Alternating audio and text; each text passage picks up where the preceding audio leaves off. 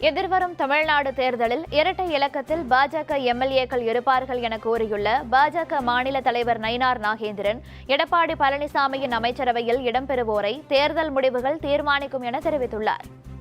அமைச்சர்கள் யாரா வருவாங்க? அது வருவாங்களா? அதிமுக மட்டும் வருவாங்க? அது தேர்தல் முடியணும். தேர்தல் முடிஞ்சு வெற்றி பெறணும். யாரெல்லாம் வெற்றி பெற்றிருக்கான்னு தெரியும். இப்பவே அமைச்சர்னு எப்படி சொல்ல முடியும்? பாஜக வெற்றி பெற்றால் அமைச்சர் ஆவாங்களா? அது அப்புறம் பார்ப்போம். பாஜக தரப்புல இருந்து அமைச்சரவையில பங்கு வேணும்னு ஒரு அழுத்தம் கொடுக்கறதா ஒரு தகவல் இருக்கு. நாங்க இதுவரைக்கும் அந்த மாதிரி எந்த அழுத்தமும் யாருக்கும் கொடுக்கல.